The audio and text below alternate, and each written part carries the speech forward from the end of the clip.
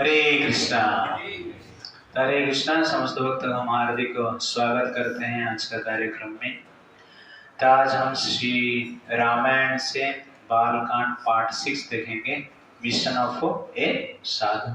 तो last time हमने देखा किस प्रकार दशरथ महाराज वशिष्ठ जी के आज्ञा के अनुसार विश्वामित्र जी को राम और लक्ष्मण को प्रदान करते हैं। तो विश्वामित्र जी राम लक्ष्मण को लेके जाते हैं। तो रामायण इस प्रकार वर्णन करता है कि राजा दशरथ ने स्वस्ति वाचन के साथ राम और लक्ष्मण को विश्वामित्र के साथ भेज दी। और उस समय देवताओं ने आकाश से फूल का बारिश किए। उन दोनों भाई वीर थे, किंतु साथ साथ नम्र और उदार भी थे। विश्वामित्र के पीछे राम और लक्ष्मण उसी प्रकार जा रहे थे जैसे कि ब्रह्मा जी के पीछे देवताएं जाते। इस प्रकार विश्वामित्र के पीछे पीछे दो भाई जा रहे हैं। इस प्रकार प्रतीत हो रहा है कि विश्वामित्र के पीछे 2-3 फॉर्म वाले सर्प हैं, जो कि राम और लक्ष्मण हैं।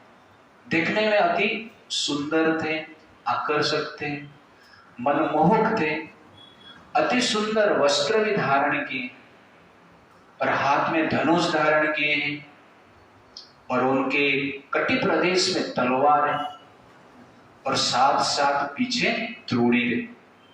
इसलिए धनुष, त्रिणीर और सर 3 फन जैसे दिखते हैं। इसलिए रामायण राम लक्ष्मण को 3 फन वाले सर्प विश्वामित्र के साथ जाते हुए बताता है। विश्वामित्र जी राम और लक्ष्मण जी की सेवा से संतुष्ट होकर उनको 2 विद्या प्रदान करते हैं। एक है बल और एक है अतिबल। ये जो बल और अतिबल विद्या है भगवान ब्रह्मा जी से उत्पन्न हुआ था। और विश्वामित्र जी कहते हैं राम और लक्ष्मण को कि इस विद्या को आप लोग ग्रहण कीजिए। इस विद्या को प्राप्त करने के पश्चात जीवन में आपको कभी भी थकावट नहीं होगा, जोर नहीं होगा, आदि रोग नहीं होगा, आपका रूप में कभी विकार नहीं आएगा। सोते समय या असावधानी के समय कोई राक्षस आपके ऊपर आक्रमण नहीं कर सकता है और आपके जैसे बाहुबल के समान संसार में कोई वीर नहीं होगा। इस विद्या को प्राप्त करने के पश्चात आपका सौभाग्य, चातुर्य, ज्ञान, निश्चय बढ़ता जाएगा और उसके साथ साथ आप कोई भी प्रश्न का उत्तर दे सकते हैं। यह है बल और अतिबल विद्या का शक्ति है। और इस विद्या को जो साधन कर लेता है भूख और प्यास का कष्ट से दूर हो जाता है। विश्वामित्र जी कहते हैं, हे राम और लक्ष्मण, आप दोनों इस विद्या को ग्रहण करने के लिए योग्य हैं। राम और लक्ष्मण उस विद्या को ग्रहण करते हैं और इस विद्या को ग्रहण करने के पश्चात राम और लक्ष्मण का शरीर का तेज सूर्य के समान हो जाता है। इस प्रकार राम लक्ष्मण गुरु से उस विद्या प्राप्त करके गुरु जी को प्रणाम किए और हर्ष का अनुभव किए। और रात्रि में विश्वामित्र जी का सेवा करने के पश्चात ग्रास का सैया जो है, तृण का सैया, उसके ऊपर सो गए। राजकुमार थे परंतु तृण का सैया के ऊपर सो गए। तो यहां पर हम देख रहे हैं किस प्रकार बल और अतिबल जो विद्या है राम लक्ष्मण जी को विश्वामित्र जी प्रदान करते हैं। तो आपको आश्चर्य लगता रहेगा कि विश्वामित्र जी राम और लक्ष्मण को 10 दिन के लिए लिए, अनेक विद्या और अस्त्र शस्त्र भी प्रदान किए। तो ऐसा लग रहा है इस विद्या इसी प्रकार वो प्रदान किए हैं जिसी प्रकार हम गूगल का प्ले स्टोर से एप्लीकेशन डाउनलोड करते हैं, ठीक है ना। तो आजकल स्मार्टफोन को अपग्रेड करना है और स्मार्टफोन में डिफरेंट एप्लीकेशन डाउनलोड करना है, तो एक प्ले स्टोर रहता है, उसमें से हम डाउनलोड कर सकते हैं। ये टेक्नोलॉजी काम करता है, तो मशीन में ये टेक्नोलॉजी काम करता है। पहले सेम टेक्नोलॉजी था, वो मनुष्य में काम करता था। तो साधु संत ऋषि मुनि के पास हर प्रकार की डेटा रहता था, हर प्रकार की नॉलेज रहता था, स्किल रहता था, एबिलिटी रहता था, पावर रहता था, विद्या रहता था, और उस विद्या को डाउनलोड करते थे लोग। कौन डाउनलोड कर पाए? जो स्मार्ट रहे, ठीक है ना। स्मार्टफोन से हम डाउनलोड कर सकते हैं, बाकी जनरल फोन से डाउनलोड नहीं। स्मार्टफोन की आवश्यकता है। वो स्मार्ट क्या है? संस्कार। वो स्मार्ट क्या है? संस्कार। तो संस्कार रहेगा तो जनरली डिवाइन पावर का डाउनलोड हम कर सकते हैं। संस्कार नहीं रहेगा तो डिवाइन पावर को डाउनलोड नहीं कर सकते। तो मटेरियल नॉलेज को आप रट्टा मार के हार्ड वर्क से डाउनलोड कर सकते हैं, लेकिन स्पिरिचुअल नॉलेज और स्पिरिचुअल पावर, डिवाइन पावर को डाउनलोड करने के लिए संस्कार की आवश्यकता है। Therefore, संस्कार is very very important in life. इसलिए यहां पर बताया गया है कि राम लक्ष्मण वीर तो थे, उसके साथ साथ उदार भी थे, नम्र भी थे, धीर भी थे। ये जनरली राम और लक्ष्मण का महत्व है। इसलिए संस्कार अत्यंत आवश्यकता है। तो इंपोर्टेंस ऑफ संस्कार, तो जनरली धर्म जो है 10 क्वालिटी से बना है, और ये 10 क्वालिटी को हम धर्म कहते हैं, और ये 10 क्वालिटी ही संस्कार है। मेरे पीछे आप लोग बोले, धृति क्षमा दम स्तेया शौचम इंद्रिय निग्रह धी विद्या सत्य क्रोध दशकं धर्म लक्षणम् धृति क्षमा दम स्तेयम् शौचम इंद्रिय निग्रह धी विद्या सत्य क्रोधम दशकं धर्म लक्षणः। तो धर्म क्या है? 10 क्वालिटी को धर्म कहते हैं। तो याद रखना सब लोग, ये धर्म का डेफिनेशन। धृति, धृति मतलब डिटर्मिनेशन और पेशेंस। क्षमा, फॉरगिवनेस। दम, सेंस कंट्रोल।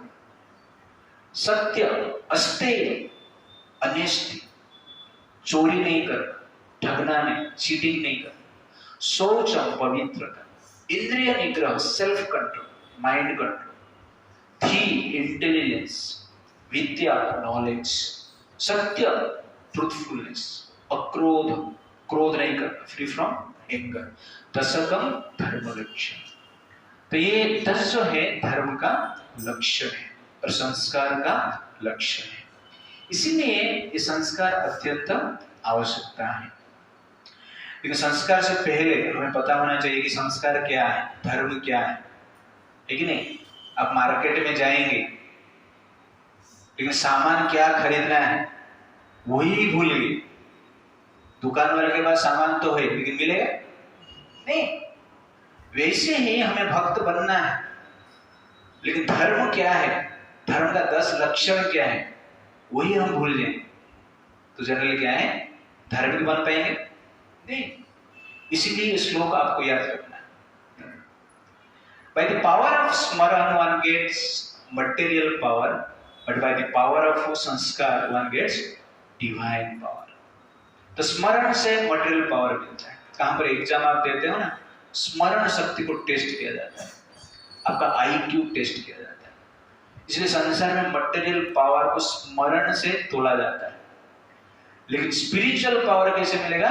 संस्कार से मिलेगा। Therefore, संस्कार is very very important in our life. और संस्कार नहीं रहेगा तो सब कुछ बिगड़ जाएगा। तो इस प्रकार कहा जाता है बिगाड़ा हुआ काम संस्कार रहेगा तो बन जाएगा, लेकिन बना हुआ काम संस्कार नहीं रहेगा तो क्या होगा? बिगड़ जाएगा। इसलिए धर्म और संस्कार अत्यंत आवश्यक है। संस्कार नहीं है लेकिन जीवन में धन है, बर्बाद का कारण है। संस्कार नहीं है, जीवन में पावर है, पोजीशन है, बर्बाद कर देगा। संस्कार नहीं है, जीवन में कंट्रोल है आपके पास, तो आप दूसरे को बर्बाद कर दो। इसीलिए संस्कार अत्यंत आवश्यकता है। बिना संस्कार से जनरली सुख नहीं मिलेगा। तो संस्कार से धन मिलेगा या धन के साथ संस्कार मिलेगा तो सुख का कारण बनता है। धन के साथ, संस्कार के साथ पावर, पोजीशन होगा जो सुख का कारण बनता है, प्रगति का कारण बनता है। इसीलिए संस्कार अत्यंत आवश्यकता है। तो जिसके पास संस्कार है वो व्यक्ति भगवान और गुरु से पुरस्कार प्राप्त करता है। जिसके पास संस्कार है उनको जनरल लोग क्या करते हैं? सत्कार करते हैं। जिसके पास संस्कार है वास्तव में वो समाज का उपकार करता है। जिस व्यक्ति के पास संस्कार है वास्तव में दुनिया उसको नमस्कार करता है। इसलिए संस्कार हमारा नमस्कार का कारण है, पुरस्कार का कारण है, सत्कार का कारण है, उपकार का भी कारण है। इसलिए संस्कार नहीं रहेगा, ना नमस्कार रहेगा, ना सत्कार रहेगा, ना पुरस्कार रहेगा, ना उपकार रहेगा। इसलिए संस्कार अत्यंत आवश्यकता है। एक बार एक सास ने उसका बहू को इस प्रकार बोली कि तू अपने माँ के घर कुछ संस्कार लेकर आया है। तो बहू बोल रही है कि शादी से पहले आपने दहेज में सामान मांगा था, गहना मांगा था, ये संस्कार नहीं मांगा था, इसलिए हमें संस्कार लेके नहीं आया। एग्जैक्टली सब लोग क्या कहते हैं? संस्कार वाली बहू चाहिए, लेकिन मानते क्या है? डाउरी मानते, सामान मानते हैं। लेकिन हमें सामान चाहिए, संस्कार नहीं चाहिए। इसलिए संस्कार की आवश्यकता है। और एक वाइफ ने हस्बैंड को पूछती कि मेरी सुंदरता आपको अच्छी लगती है या मेरे संस्कार आपको अच्छी लगती है? तो हस्बैंड बोलता है आपका इसी प्रकार मजाक मुझे अच्छा लगता है। You understand that? तो आजकल दुनिया में जनरली क्या है? सामान तो अधिक है, सुंदरता तो अधिक है, लेकिन संस्कार नहीं। और ये संस्कार कहां से मिलेगा? सत्पुरुष से मिलेगा। सत्पुरुष का जब सेवा करेंगे, संग करेंगे, हमें क्या मिलेगा? संस्कार मिलेगा। तो यहां पर भगवान राम वशिष्ठ मुनि की सेवा किए हैं, दशरथ महाराज जैसे पिता का सेवा किए हैं, और इसलिए संस्कार है। यस, राम तो है, संस्कार तो उनके पास रहेगा, लेकिन जनरल वे में साधारण मनुष्य के लिए जो संस्कार चाहिए सत्पुरुष से हमें मिलता है। ये समाज बहुत कुछ बना दिया, इंजीनियर बनाया, डॉक्टर बनाया, आईपीएस बनाया, आईएएस बनाया, प्रधानमंत्री बनाया, ठीक है नहीं, पायलट्स बनाया, साइंटिस्ट बनाया, लेकिन मनुष्य ही नहीं बनाया। हर प्रकार के इंस्टीट्यूशन है, इंजीनियर बनने के लिए इंस्टीट्यूशन है, डॉक्टर बनने के लिए इंस्टीट्यूशन है, आईएएस बनने के लिए इंस्टीट्यूशन है, साइंटिस्ट बनने के लिए इंस्टीट्यूशन है, लेकिन साधु बनने के लिए इंस्टीट्यूशन है क्या? मनुष्य बनने के लिए इंस्टीट्यूशन है क्या? संस्कारी व्यक्ति बनाने के लिए इंस्टीट्यूशन की आवश्यकता है। और प्रभुपाद जी की कृपा से इसका क्या है? संस्कार बनाने की इंस्टीट्यूशन है। मान लो आप हफ्ते में एक बार आ रहे हैं तो इतना संस्कार आपको मिल रहा है, डेली आएंगे तो मिलेगा ना, और ज्यादा मिलेगा। हफ्ते में इतना पावर, और कभी कभी तो कोई हफ्ते में भी नहीं आए, 3 महीने में एक बार दिखाई देता है। फिर संस्कार मिलता है। हम इस्कॉन में नहीं रहते थे तो हमारा क्या होता था? गैंगस्टर बन जाता था। तो एक्चुअली इस्कॉन में नहीं होते थे तो जनरल क्या होता था? कुछ तो अधिक से अधिक गलत कार्य हम करते थे। इसलिए संस्कार के लिए इस्कॉन की आवश्यकता है। इसीलिए साधु संत संसार में रहते हैं, और साधु संत और सत्गुण जो है, संस्कार है, संसार में ट्रांसफर करते हैं। आप स्मार्ट है, आपका प्ले स्टोर है क्या एप्लीकेशन, डाउनलोड कर पाएंगे क्या? तो डाउनलोड करना आपका काम है। साधु संत तो अपना संस्कार को फ्री डाउनलोड में रखे, लेकिन हम डाउनलोड नहीं कर रहे, ये हमारा दुर्भाग्य है। आजकल लोग साधु संत को देखते हैं तो बच्चे को दूर रखते हैं, और पिता माता ऐसे भी हुए हैं, साधु संत को देख के बच्चे को खाना खिलाए तो साधु संत को देख के बोलते हैं, आ गया, साधु को दे देंगे, आप देखो बाबा को दे देंगे, बाबा आ गए। तो क्या है, बच्चा डर के खाता है, और बच्चा मान लो डर के नहीं खाता है तो पिता माता क्या बोलते? पहले तो बोलते साधु आ गए, साधु ले जाएंगे, बाद में बोलते साधु खा जाएगा। You understand ना? इस प्रकार जनरल लोग कहते हैं, लेकिन साधु नहीं खाया जाएगा। साधु के पास आप अपना संतान को नहीं भेजेंगे, आगे संतान आपको खा जाएगा। इसीलिए साधु संत संतान को खाते नहीं है। आपको जो भविष्य में खाने वाले हैं, अभी तो आपका खाना ही खा रहे हैं, आगे जाकर आपका दिमाग भी खाएगा, धन भी खाएगा, और आपको भी खा लेगा। इसलिए साधु संत व्यक्ति को राक्षस होने से बचाते हैं। इसलिए संस्कार की आवश्यकता है। एक बार हरिद्वार में एक साधु से जा रहे थे, सच्ची घटना है। एक व्यक्ति आया, साधु के पैर को पकड़ लिया। साधु महाराज समझ रहे थे कि प्रणाम कर रहे, छोड़ ही नहीं रहे। तो साधु ने कहा, अरे छोड़ यार। मैं, महाराज थोड़ा रुक जाइए, आज तो किसी पैर पकड़ के कोई बोला नहीं था, रुक जाइए। मैं, क्या हुआ? मेरा बेटा वहां पर मौसमी का जूस पी रहा है, लेकिन वो पी नहीं रहा है, इसलिए मैं बोल के आया है, तू ये जूस पी ले, नहीं तो मैं बाबा को पकड़ के लेके आता हूँ। इसलिए जब तक वो पी रहा है तब तक आप इधर खड़े रहिए। और साधु उधर खड़े रहते हैं, बाद में बेटा मौसमी जूस पी लेता है, तो साधु को धन्यवाद देके हो जाता है। तो साधु सोच रहे कि दुनिया में हमारा भी कुछ काम है। तो कहने का अर्थ है कि लोग इस प्रकार की आजकल विचार करते हैं, बट हमें क्या चाहिए? संस्कार चाहिए। दशरथ महाराज इस प्रकार पूछे, आचार्य कहते हैं कि अब राम को साथ में लेना क्यों चाहते हैं? राम में ऐसा क्या है? तो विश्वामित्र जी कहते हैं कि यावनम धनम संपत्ति, जिस व्यक्ति के पास यौवन रहता है, धन रहता है, संपत्ति रहता है, प्रभुत्व रहता है, कंट्रोल रहता है, ये व्यक्ति का विवेक को हरण कर लेता है। एकमपि अनर्थाय, इसमें से एक भी कोई रहेगा तो व्यक्ति को अविवेक बना देता है, बुद्धि को नाश कर देता है।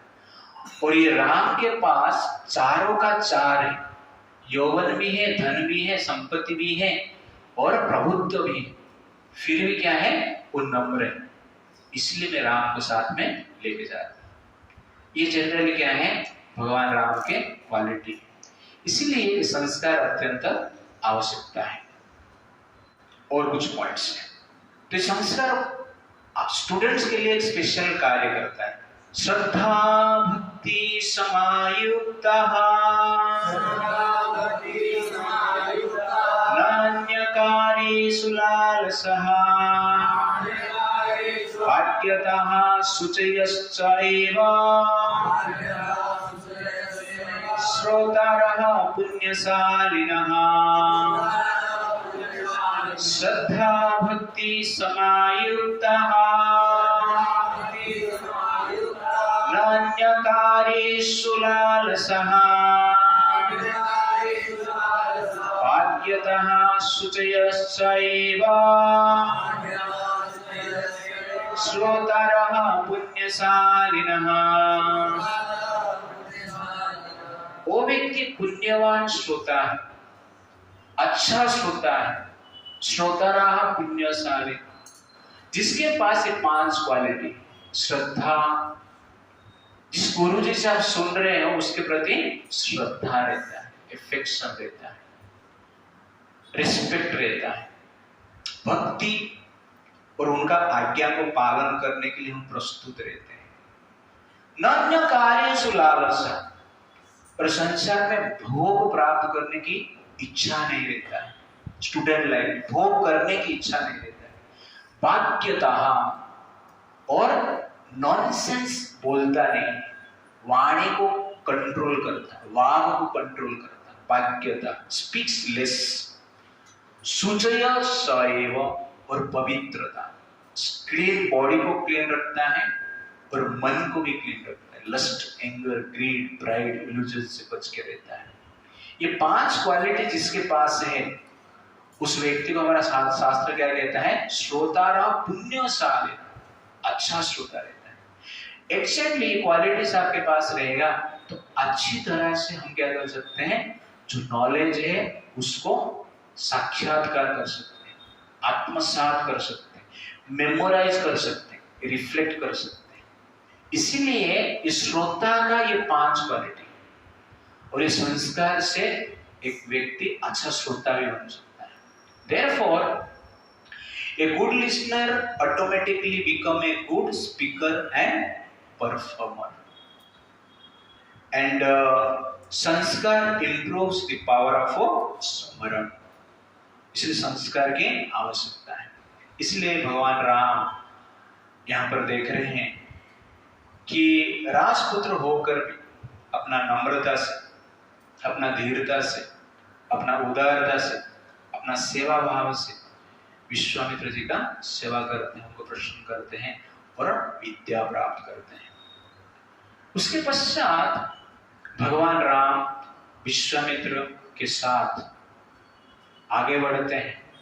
तो नित्य कर्म समाप्त होने के पश्चात विश्वामित्र के साथ आगे बढ़ते हैं और जाते जाते गंगा और सगर के संगम पर पहुंचते हैं और वहां पर गंगा जी का दर्शन भगवान राम, लक्ष्मण और विश्वामित्र जी करते हैं। तो वहां पर संगम के पास एक आश्रम है, जिस आश्रम को देखकर श्री राम जी पूछते हैं, ये किसका पवित्र आश्रम है?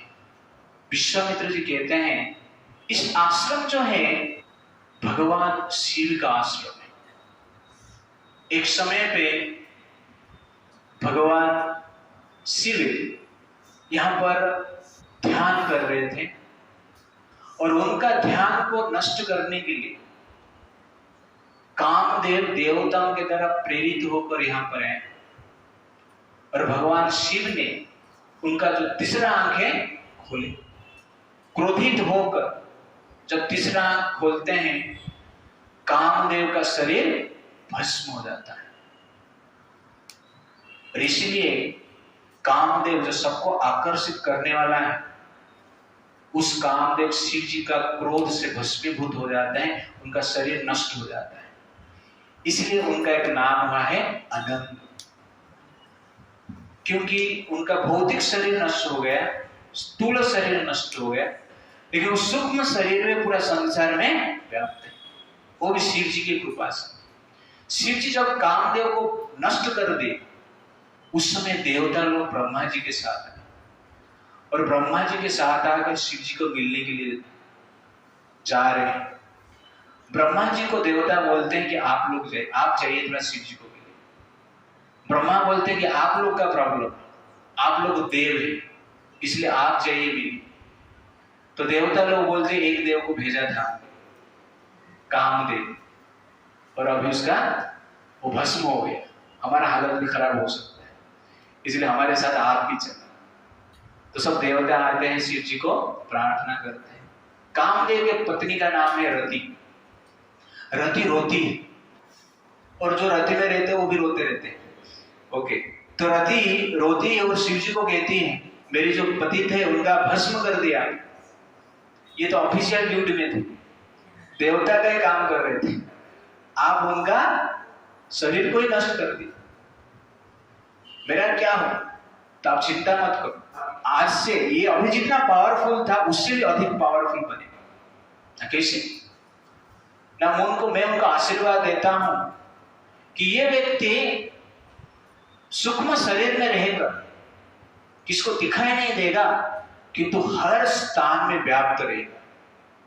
जिस प्रकार भगवान विष्णु पूरा संसार में व्याप्त है, उसी प्रकार ये कामदेव हर व्यक्ति के हृदय में व्याप्त रहेगा।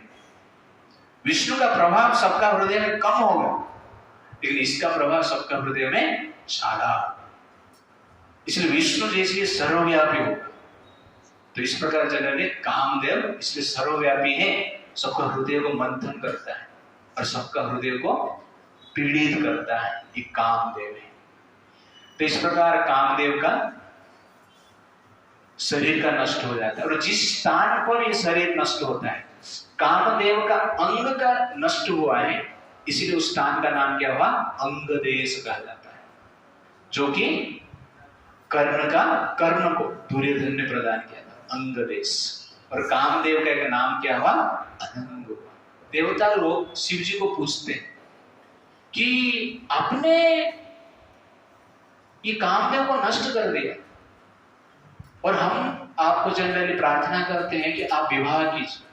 और शिव जी शादी करने के लिए रेडी हो जाते हैं। शादी करने के लिए जब शिव जी रेडी हो जाते हैं, उसमें देवता लोग पूछते हैं कि आपने तो अभी कामदेव को जला दिया और फिर शादी करने के लिए रेडी हो गए, काम को जलाया फिर काम के लिए रेडी हो गए।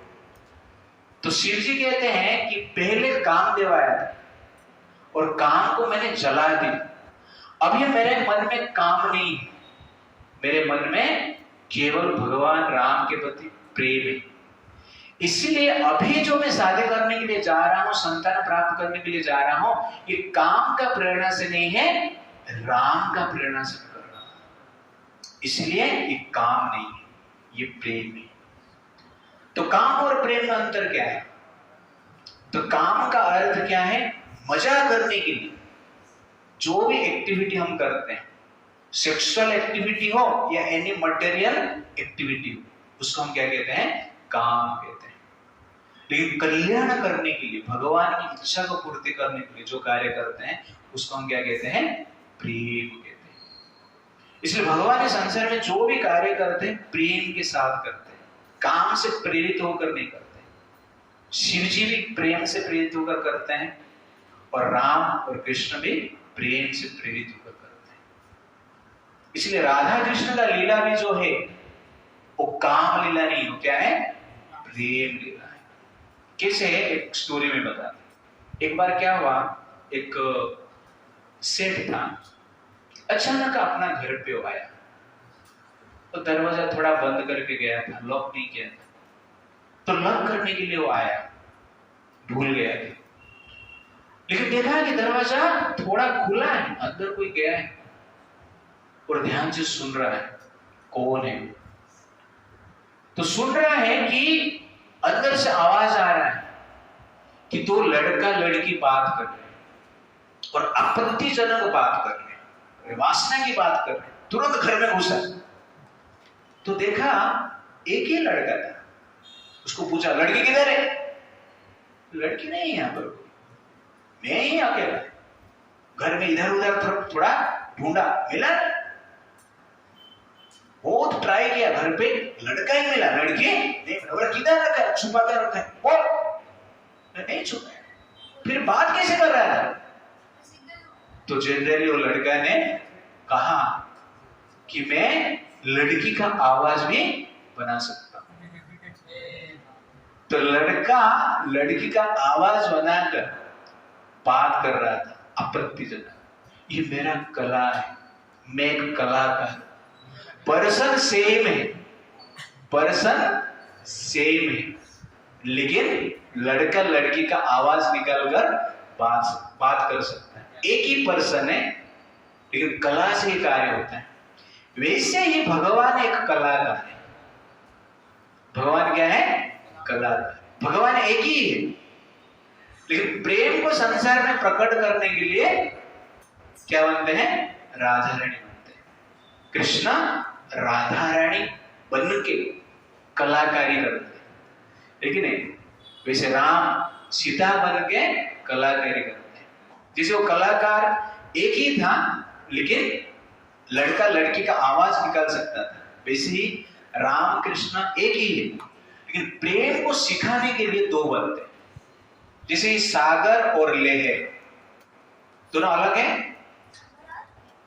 लहर वेव्स अलग है नहीं, सेम है, लेकिन हम लहर को अलग मानते हैं और सागर को अलग मानते हैं, लेकिन दोनों क्या है? सागरी। वैसे राधा कृष्ण क्या है? दोनों एक ही है, भगवान है, लेकिन प्रेम को प्रकट करने के लिए इस प्रकार राधा और कृष्ण बन के संसार को सिखा रहे हैं। तो यहां पर आप देख रहे हैं कि शिव जी जनरली कामदेव को भस्म करते हैं। तो उद्धव जी भगवान कृष्ण को पूछते हैं, व्हाट इज तपस्या? तपस्या क्या है? कौन बताएगा? एक लाइन में भगवान कृष्ण उद्धव जी को कहते हैं, व्हाट इज तपस्या? मेरे बीच में काम त्याग तपोस्मृत। काम त्याग तपोस्मृत। काम को त्याग करना ही तपस्या है। काम को त्याग मतलब सेक्सुअल डिजायर और मटेरियल डिजायर, ये दोनों को त्याग करने को तपस्या कहा जाता है, और कुछ नहीं। और ये सबसे बड़ा डिफिकल्ट वर्क है संसार में, काम त्याग। जनरली दुर्गा माता का मंदिर का आरती रोज होता है। 5 मिनट का आरती में कोई जाता ही नहीं, कोई लड़का और कोई लड़की नहीं जाते आज तक। लेकिन नवरात्रि में डांडिया के लिए 3 घंटे के लिए लड़का लड़की जाके उधर डांस करते रहते।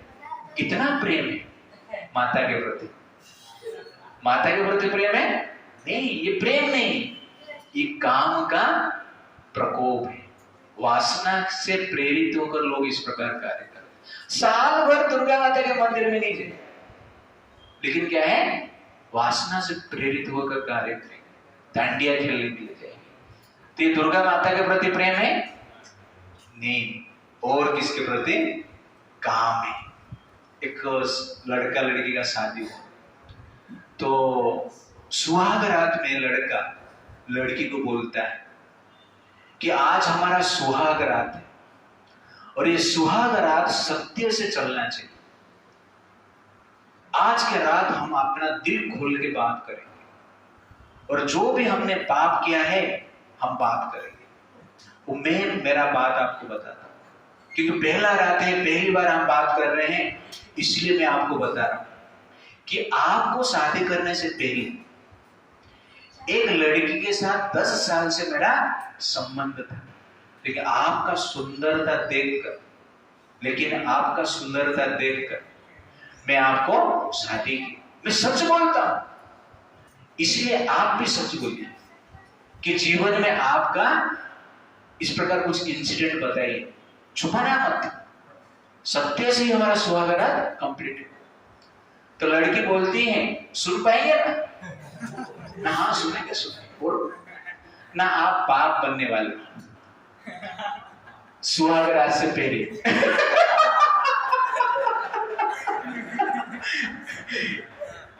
तो दिस इज कॉल्ड काम। ये इसी ने भी बता रहा हूं। दिस इज कॉल्ड काम। व्हाट इज तपस्या? काम त्याग तपस्मृत। इसलिए मैं एग्जाम्पल इसे दे रहा हूं। तो आजकल का संसार में इस प्रकार हर व्यक्ति है, स्टूडेंट्स हो, प्रोफेशनल्स हो, शादीशुदा भी हो, इस प्रकार का सिचुएशन है। काम कोई त्याग नहीं कर सकता है।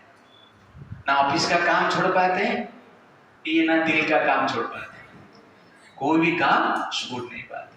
इसलिए वास्तव में तपस्या क्या है? काम त्याग तपस्कृत। 3 बार बोलिए सब लोग।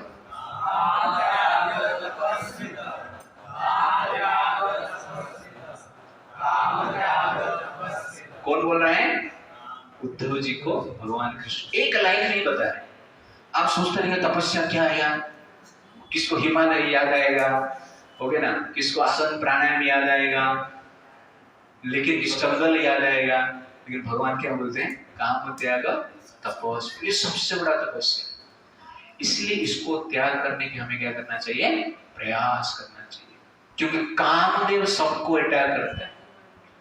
भगवान विष्णु जैसे ऑल परवेडिंग है, वैसे कामदेव भी क्या है? All pervading.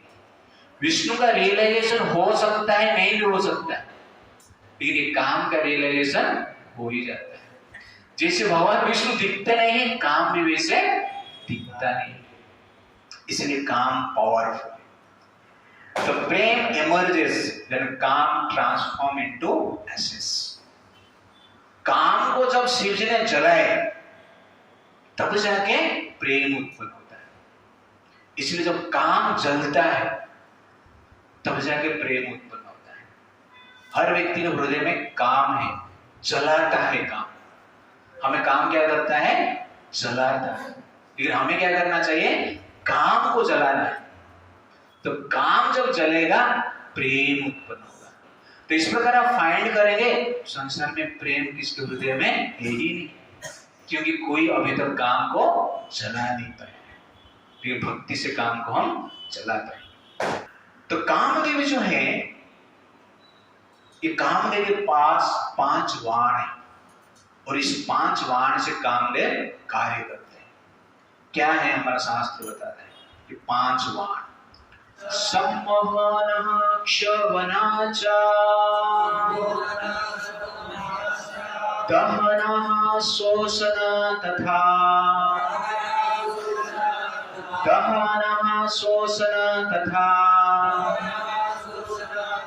उच्चतान च कामस्य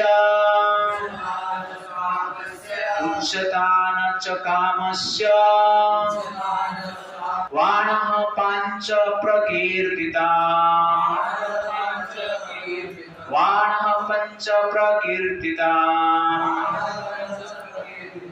तो कामदेव का 5 बाण है। क्या क्या है? सम्मोहन, फैसिनेशन। क्षोभन मतलब क्या है? Disturbance, agitation. दहन, बर्निंग, जला देता है। शोषण करता है, इवापोरेट कर लेता है। उच्चाटना, डिस्ट्रॉय कर देता है, मार देता है। ये कामदेव का 5 वाहन है। तो कामदेव का जो वाहन है वो पैरेट है। पैरेट में बैठकर कामदेव 5 वाण सबको मारते एक एक करके। तो पहला बाण क्या है? सम्मोहन। और जो तीर है वो भी फ्लावर से बना है। और उनका जो धनुष का स्ट्रिंग है वो मधुमक्खी से बना है। ओके ना? तो मधुमक्खी का स्ट्रिंग है और उसका तीर जो है फ्लावर है। तो इस प्रकार ये वाण लेके मदन, इनको कहा जाता है मदन, सबको मद में डाल देते हैं और सबको वाण मारते हैं। और हर व्यक्ति इस वाण से प्रेरित है। और ये वाण से लोग चोट खाते हैं, इसलिए भौतिक जगत में आते हैं। इस बाण का प्रभाव इस प्रकार है और कोई इस बाण से छूट नहीं सकता है। शास्त्र कहता है भगवान कृष्ण के बिना संसार में से कोई व्यक्ति नहीं हुआ है जो कि मदन का बाण से छूटा है, बचा है। और पहले जब ये बाण मारते हैं सम्मोहन, फैसिनेशन, अट्रैक्शन। इतना लोग अट्रैक्टिव हो जाते हैं कि उस लड़की में कुछ बुरा दिखता ही नहीं और उस लड़का में भी कोई बुरा नहीं दिखता है। प्रेमी प्रेमिका का इस प्रकार सिचुएशन। बुरा रहेगा तो ही मानेगा नहीं, केवल positive thinking. No fault finding, that is actually पहला बाण का काम। सम्मोहन नामक बाण जब लगता है जनरली इतना अट्रैक्टिव हो जाते हैं केवल बची हुई चीज ही दिखता है। तो सम्मोहन में जब कार्य चलता रहता है उसके बाद दूसरा बाण मारता है कामदेव, क्षोभनम। क्षोभनम मतलब क्या है? एजिटेशन, डिस्टर्ब करता है। कैसा डिस्टर्ब? दिखता नहीं, मिलने को नहीं मिला, कितना दिन से देखा नहीं, तो मन एजिटेट होता है, रात को नींद नहीं आती, बात करने के लिए, देखने के लिए, सुनने के लिए वो लालायित रहता है, चिंतित रहता है। दैट इज एक्चुअली क्या है? काम बाण का प्रभाव है। क्षोभन के बाद क्या है? दहन। ये स्टेज में क्या होता है? एक प्रेमी और प्रेमिका दोनों झगड़ा करते रहते हैं। दहन, दिल में जलन होता है, ओके ना, कलह होता है, आर्गुमेंट होता है, फाइटिंग होता है, दैट इज क्या है? दहन। और उसके बाद शोषण। शोषण मतलब इवापोरेट, शोषण कर लेता है। शोषण क्या शोषण कर लेता है? एट्रैक्शन। पहले जो सम्मोहन था, फैसिनेशन था, एट्रैक्शन था, अभी वो एट्रैक्शन नहीं रहता है। जिस प्रकार सूर्य का शक्ति पानी को इवापोरेट कर लेता है, वैसे ही काम का जो चौथा बाण है शोषण, जो अंदर प्रेम रहता है उसको इवापोरेट कर लेता है। उसके बाद वो प्रेमी प्रेमिका कभी अपना मुंह देखना नहीं चाहता, तू जा, लेकिन तेरे से मेरा कोई संबंध नहीं है। इस प्रकार जनरल डिवोर्स के लिए ट्राई करते हैं, यहाँ पे ब्रेकअप हो जाता है, कोई किसको मिलना नहीं चाहता है, देखना नहीं चाहता है, दैट इज क्या है? शोषण। उसके बाद क्या है? उच्चाटन। उच्चाटन मतलब ध्वंस करना, डिस्ट्रॉय करना। और यहाँ पर क्या होता है? 35 टुकड़ा हो जाते हैं। यहाँ पर जनरली मर्डर होता है, यहाँ पर रेप होता है, यहाँ पर जनरली सूटकेस में डेड बॉडी को डालकर फेंक देते हैं, यहाँ पर मर्डर करके दफना देते हैं, यहाँ पर जनरली मेरा अब्दुल अच्छा नहीं है पहले मेरा अब्दुल अच्छा था। तो इस प्रकार जनरली ये कामदेव 5 बाण से पूरा संसार को मोहित करते हैं। ध्यान से सुनो। Fools tolerate the tension, but wise men tolerate the temptation. Father of tension is temptation in action. जो मूर्ख व्यक्ति रहते हैं वो टेंशन को सहन करते हैं, जो बुद्धिमान व्यक्ति है वो टेम्पटेशन को सहन करते हैं। और टेम्पटेशन क्या है? ये 5 बाण। पहला बाण क्या है? सम्मोह, एट्रैक्शन का बाण छोड़ते हैं। ये टेम्पटेशन आता है, एट्रैक्शन लगता है, इसको जो व्यक्ति सहन नहीं कर पाया तो क्या होगा? टेंशन होगा, ब्रेकअप होगा, गाली होगा, कलह होगा, फाइटिंग होगा, किडनैप होगा, 35 टुकड़ा होगा, सब कुछ होगा, सहन करना पड़ेगा। तो आपके पास चॉइस है, टेम्पटेशन को सहन करो या टेंशन को सहन करो। सहन ही करना पड़ेगा, उपाय नहीं। इसलिए गीता में भगवान संसार का दुख का समाधान क्या देते हैं? मात्रा स्पर्शास्तु कौन्तेय शीतोष्ण सुख दुख आगम अपायिनो अनित्यः ताम तितिक्षस्व भान्ति। भगवान कहते हैं इस संसार में सेंस और सेंस ऑब्जेक्ट से सुख और दुख उसी तरह उत्पन्न होता है जैसे कि गर्मी और ठंडी का उत्पन्न होता है। जैसे गर्मी और ठंडी को व्यक्ति सहन करता है, वैसे ही सुख और दुख को संसार में सहन करना पड़ेगा, टेम्पटेशन को सहन करना पड़ेगा। इसलिए बुद्धिमान व्यक्ति टेम्पटेशन को सहन कर लेता है, इसलिए टेंशन रहता नहीं। लेकिन आप टेम्पटेशन को सहन नहीं करेंगे, टेंशन को सहन करना ही पड़ेगा। इसीलिए क्रोध को कंट्रोल ही कर लेंगे तो क्रोध के बाद जो होगा सहन करने की आवश्यकता है नहीं, क्रोध ही नहीं किया। इसलिए क्रोध को कंट्रोल करना अच्छा है, क्रोध को सहन करना अच्छा है, काम को ही सहन कर लिया, लस्ट को ही सहन कर लिया, तो जनरली टेंशन का बात ही नहीं। इसलिए वाइज पर्सन टेम्पटेशन को सहन करते हैं, लेकिन जो मूर्ख रहते हैं, फुलिश पर्सन, टेंशन को सहन करते हैं। तो आपके पास choice to choose what to be tolerated, किसको टॉलरेट करना है, क्योंकि और ऑप्शन है ही नहीं, एक ही ऑप्शन है टॉलरेंस। किसको टॉलरेट करना है, आपके पास वो ऑप्शन, टेंशन को और टेम्पटेशन। तो किसको सहन करना है हमें, टेम्पटेशन को सहन करना है। कितने लोग टेम्पटेशन से एजिटेट होते हैं, रेजिडेंट सब लोग होते हैं, लेकिन उपाय क्या है, सहन करना, और कुछ उपाय नहीं। और भगवान राम सहन करते हैं, भगवान शिव जी सहन करते हैं। ये जनरली सहन करने से ही इसको कंट्रोल किया जा सकता है, और कुछ उपाय नहीं।